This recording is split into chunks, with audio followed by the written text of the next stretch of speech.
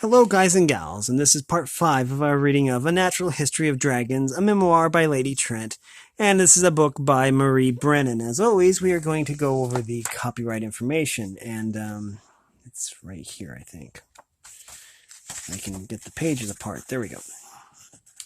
As you can clearly see here, it says copyright 2013 by Bryn Noonschwader, rather, and it's all rights reserved. So, anyways, in the previous part, Lady Trent, we'll call her that, met Jacob, well, her future husband, when she was at the menagerie, and there were dragons there, and she knew a lot about the dragons. Anyways, eventually Jacob proposed to her, and now they are getting married. And her father just gave her a copy of the book, A Natural History of Dragons, that he had purchased for her. And it seemed to have brought her happiness in the long run. Anyways, I'm going to get this book open, and we will go from there. The wedding hasn't happened yet, but yeah.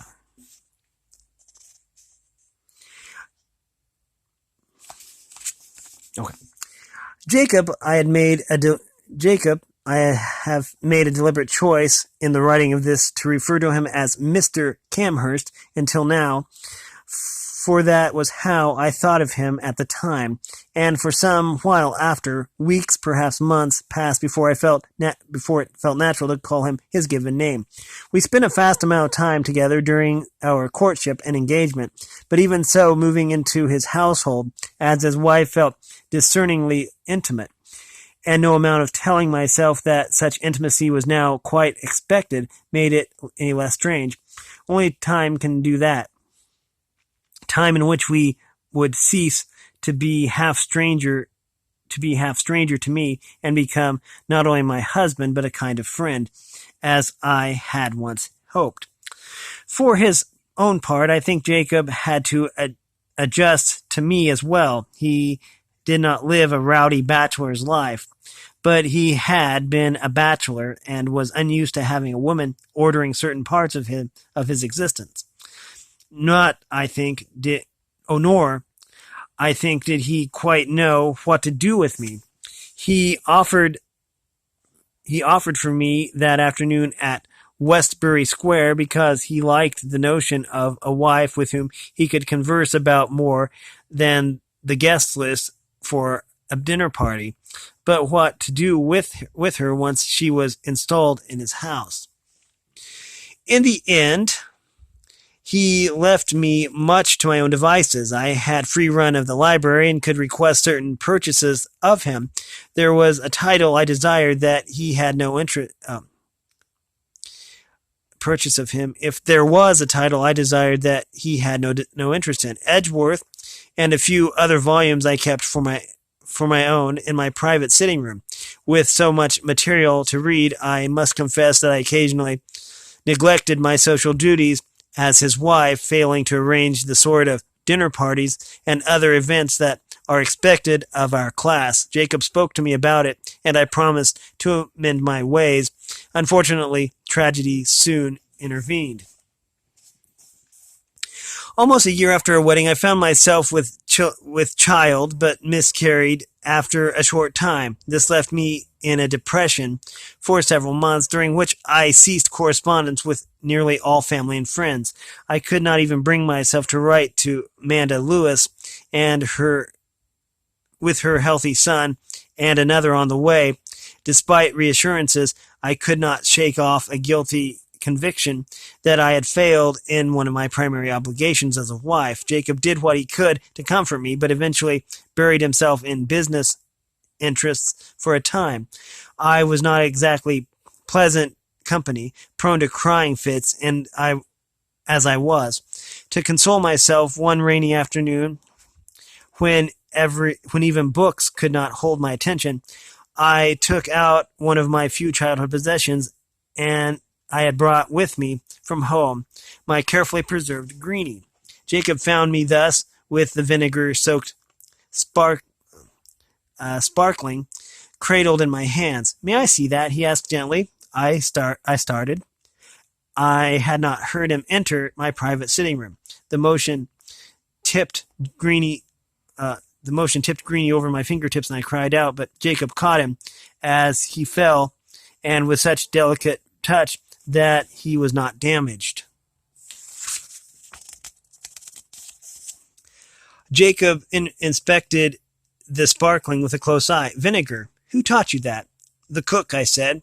"I used to collect things when I was young. All kinds of things, really, rocks and feathers and so on. But sparklings especially. He was the only one I kept, though, when I stopped myself, but Jacob prompted me onward. "When?" Then I told him about the wolf drake. He had, of course, seen the scars on my shoulder, but I had been vague about their origins, citing only a youthful misadventure. My husband might be tolerant of my interests, but I was not wanting to expose my childhood foolishness so thoroughly.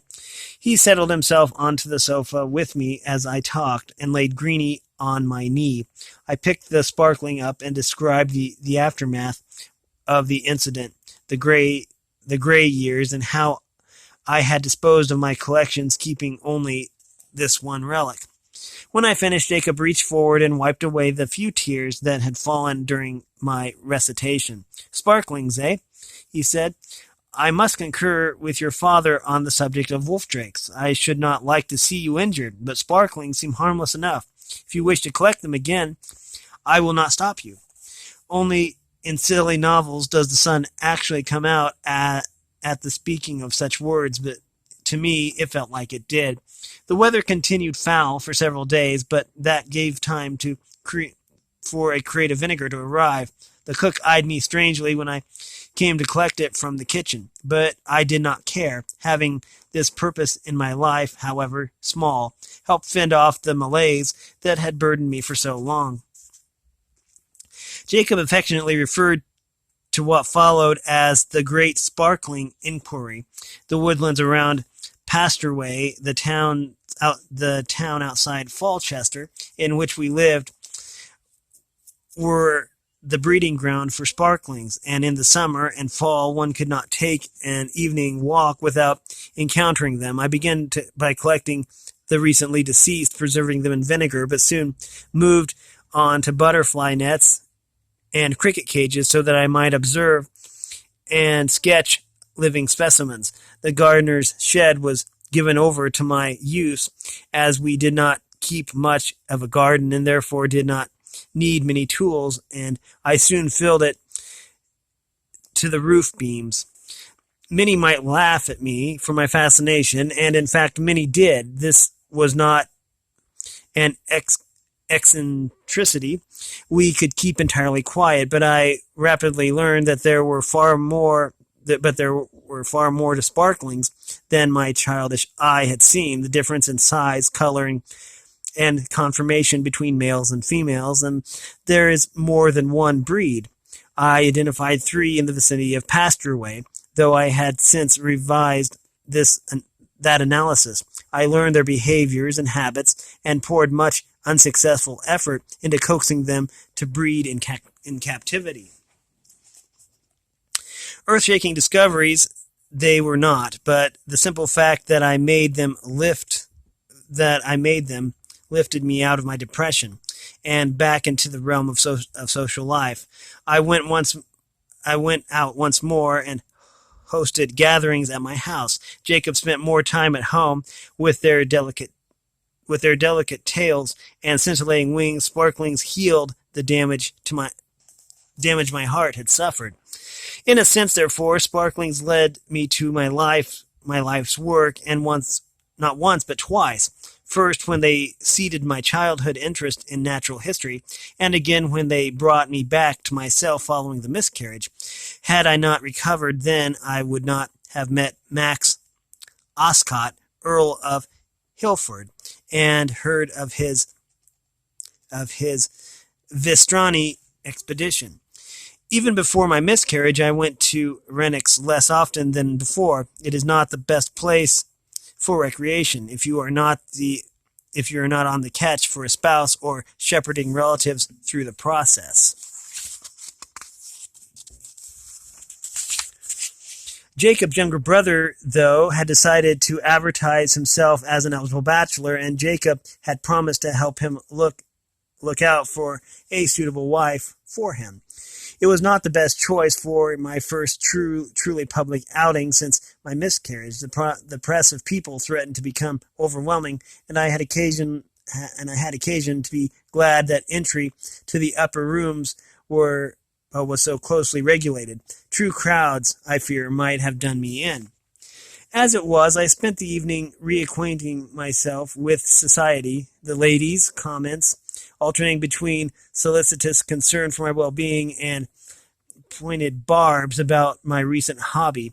I endured these latter in polite silence, mostly for Jacob's sake. Left to my own devices, I would have loved to shock the earrings off some of the women I spoke to with a few well-chosen details about my sparkling breeding program.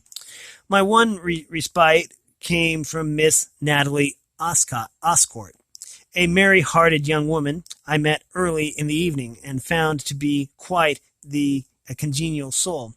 Very nearly the first words I heard her speak were a comment on the historical scholarship of Madame Priscillian, and when the ebb and flow of socialization left the two of us alone for a time, I found she had quite as much ink on her nose as I. When she offered to introduce me to her grandfather, I was glad to accept. "He doesn't often come here," Miss Oscourt said, over her shoulder, leading me through the crowd, "but my cousin Georgia has designs on a husband, and Grandpa insists on meeting the fellow. Ah, there you are. Have you put the fear of heaven into the young man yet?" "The fear of me, which is quite sufficient," Lord Hilford said, pecking his granddaughter upon the cheek. He was not a tall man, balding and stocky of build, though without the large gut commonly observed among the older peerage. I could imagine him as quite fearsome to a prospective suitor, though he greeted me pleasantly enough.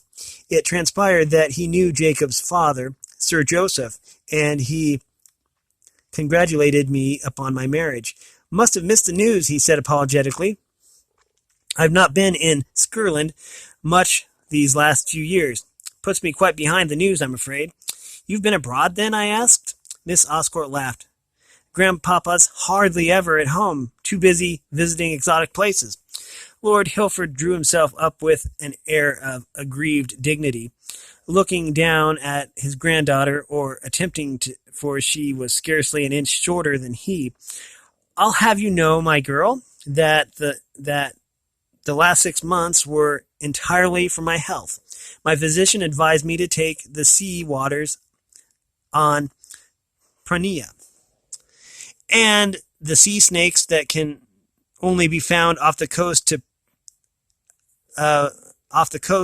of Prania had nothing to do with that. I'm sure. Her words spun my memory. "Didn't you present to the philosophers colloquium about those creatures?" He dismissed this with a wave of his hand. "Nothing terrible important. I spent 6 months swimming and being dosed with vile toxins. I didn't need in the slightest. The lecture was my attempt to get something of value out of the experience. I do travel for research, though, as my granddaughter has so pointedly indicated." "That must be pleasant," I sighed. "Jacob and I had hoped to take a tour after our wedding, but circumstances interfered." Where have your travels led you?"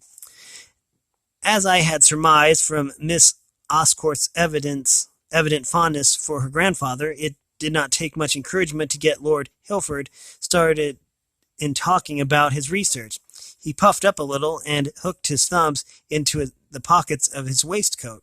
Here and there, after so many years, the places do pile up. I was with the army in my youth during our war in Achaia, but the desert doesn't agree with me. The sun is too harsh. One hand came away from its perch and rubbed at his hairless pate. Nothing, not enough to protect me up top, you see, and I went bald at a young age. Nor am I much of a sailor, he went on, so it is the mainland for me, I fear. In fact, I think the climate of Prenia did more harm to my joints than good. Rheumatism, you know. I intend to try the mountains next. A research expedition to Vestrana. There are any number of animals in Vestrana that one can go study, but in truth my mind went straight to the creature I had seen a few years before in the King's Menagerie. Dragons? Lord Hilford raised one eyebrow at me. Indeed, Mrs.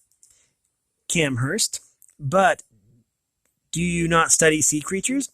I have a little of late, but only in pursuit of a side theory of mine regarding taxonomy. If I'm a poor sailor, what sort of sea-going naturalist would I make, eh? Lord Hilford shook his head. No, Mrs. Camhurst. My interest is primarily in dragons. We know very little of them compared to other creatures. It's a terrible shortcoming in our learning. It called to mind a fellow Jacob and I had dined with once. Do you know Lord Shalney, by any chance? His laugh turned out to be the basso version of Miss Oscourt's. Werner? Certainly. I take it you've heard his diatribe on our lack of dragon knowledge then. Shortly after my wedding, I admitted. Vestrana, you say? There's a breed of dragons there. We call them rockworms, though the locals call them balder. Not a native word. It may be a loan from Bolskoi or Zemayan. Relatively approachable as dragons go, and one doesn't have to endure too much in the way of dreadful weather to find them, at least in the proper season. I often wonder what it is about dragons that make them prefer extreme climates, or is it just that we've pushed them back as we've spread out? Were there once simple field and meadow dragons that liked their living more comfortable? I couldn't say, but Vestrana seems a reasonable place to try and observe the ones we have. I was a better hand at concealing my enthusiasm these days than I had once been. I like to believe the expression I presented to Lord Hilford was one of polite interest rather than the quivering excitement I held within. I'm sure my husband will look forward to reading about your findings. He would have to wait, though, first for Lord Hilford to conduct the expedition, then for him to issue his report, and finally for me to snatch it out of the mail and devour every word before giving it to him. Jacob found dragons interesting, make no mistake, but not with my degree of passion. He could read it after I was done. Grandpapa brought a dragon back from Vestrana once, Miss Oscourt put in. He gave it as a personal gift to the king. The albino, I asked, looking to Lord Hilford. He nodded, beaming at the memory of his own accomplishment. As well he might, given the difficulty involved. You saw my little drake, I take it. The King's Menagerie, I blushed a little, wishing I could do it as prettily as some girls, and admitted to him. Jacob and I met there, in fact, not just in the menagerie, but in the dragon room itself. It made me so very low when I heard the Vestrana had died. The Earl looked philosophical. Yes, well, don't blame Swearingen. He did his best. They rarely thrive away from their homeland. Most efforts to transport dragons fail outright, of course, and when they do poorly in captivity, the imperial dragon men of Lang claim they've been able to propagate some of their local breeds, but I have my doubts. My little white outlasted that Achaean, though. I remembered Mr. Swearingen talking about the desert drake's delicate constitution. I had hoped for her to survive, but she had succumbed to a pulmonary illness even before my wedding. Was that one your acquisition as well, my lord? Only in part. I did help capture her, and swore blind after that I would never go to the desert again. But the Drake of Conchet was the one who presented her to the king. Not one dragon captured and brought into captivity, but two. My estimation of Lord Hilford was climbing steadily, and had not been low to begin with. And the moolish swamp worm? He laughed outright. Nothing could persuade me to attach my name to that thing, ill-tempered and intractable as they come, and an ugly example of the breed to boot. Not that moolish dragons are ever what one would call attractive, mind you, but I'm certain its breath contributed to the ill health of the Achaean. Of course, our climate also had much to do with it. I'll put blame where blame is due, and it bit my little white more than once when it got out of control of its keeper. No, Mrs. Camhurst, the moolish beast was never my doing. I hope I haven't offended, I said, though I rather doubted I had. Not in the least. You do an old man's sense of self-importance good, asking so much about dragons. I returned to smile, and resolved to find some way to thank Miss Oscourt for her part in bringing me to her grandfather's acquaintance. I wish you luck in your Vistrani expedition. When is it scheduled to depart? He waved one hand again, a gesture I was beginning to suspect was habitual. Not until next year. Hard to arrange things for Prania, especially when you're being laid low by sea journeys and vile tonics. And I have some relations who insist they like me and would like to see me once in a while. He gave his granddaughter a mock suspicious look. Either that, or they're luring me home so they can whack me over the head and get my inheritance at last. Miss Oscourt put a look of airy innocence, and we all laughed. Then, not wanting to impose more than I already had on the Earl's time, I bid them farewell. I bid them good evening, rather, and made my way once again through the crowd of Renwicks. Locating Jacob took some time. When I succeeded at last, I found him in a foul temper, owing to unspecified fraternic antics. I put something of a damper on my bubbling enthusiasm. This was clearly not a good time to bring up Lord Hilford and his expedition.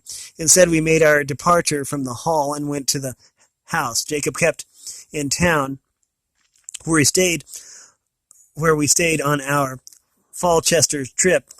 Feeling somewhat deflated, I prepared for bed and lay for nearly an hour in the dark, staring at the ceiling and thinking of Vistrana. Chapter 5. Advantageous correspondence, an unwise request, I speak my mind, an unproductive morning, the risk of lunacy, and what other people might say. That's the chapters that are in this chapter. Judging by the number of letters we received at our house over the next 2 months, Lord Hilford was more than happy to correspond with my husband about his lecture and everything else under the sun. Jacob read bits of these out loud to me, mostly anecdotes of natural history, but occasionally the Earl's biting observations about the trials of spending time with family. I gathered that he was glad for the excuse to closet himself away from them for an hour or two and engage his mind with the questions of a colleague. I cultivated this connection with every wile I possessed, for I had awoken the morning after Renwick's utterly possessed by a single notion, that Jacob should join the expedition. By now I had every confidence that we would hear all the details, not merely those digested from lectures and articles, but it was not enough. Jacob must go, and I could live the experience vicariously through him. Or so I thought at the time. Over a quiet dinner one night, I found I had achieved my goal. Isabella, Jacob said during the main course, would you object if I went abroad? I did not drop my fork, though my hand forgot to mind it for a moment. Abroad? Lord Hilford's planning an expedition. Jacob stopped himself mid-sentence and eyed me across the tureen of stewed carrots. But I don't need to remind you of that, do I? You've orchestrated it very well, I must say. Orchestrated? I made a valiant attempt at an innocent expression. Lord Hilford had that expedition in his mind long before I met him. But not that I should be part of it, admitted Isabella. You've been nudging me towards him and his Vestrani escapade since when? Certainly since the beginning of summer, as far back as Renwick's. Not that early, I said, avoiding a lie by the narrowest of margins. The hour of sleeplessness after Renwick's did not count as at Renwick's. It can't have been long after that. I can't say I object precisely. Hilford's fast becoming a good friend. You could have become more open about it, though. I studied my husband at the other end of the table and replied with more honesty than I intended. Would you have listened had I been blunt? Had I told you from the start what I had in mind, that you should deliberately seek out and befriend a peer of the realm for the purpose of worming your way into his foreign expedition? Jacob frowned. When you put it that way, it sounds dreadfully presumptuous. Precisely. And it would have been presumptuous had you had any such intention, which means that you probably shouldn't have done it at all. Therefore, I approached it more subtly. The twitch of his eyebrow said he was not persuaded by my logic, meaning you had that intention on my behalf. Isn't that a wife's duty? I offered him an innocent smile. My husband put down his fork and leaned back in his chair, gazing at me in bemusement. You're outrageous, Isabella. I'm going to stop that here. We made it to chapter 5. And chapter 7, page 72, actually, which is pretty good. This has been part 5 of our reading of A Natural History of Dragons, a memoir by Lady Trent, and it is a book by Marie Brennan. If you like this content, then make sure you like and subscribe and ring the bell so you know when I upload. Also, if you want to support me in any way, all that information will be in the description below. As always, thanks for watching, everyone, and have a great day.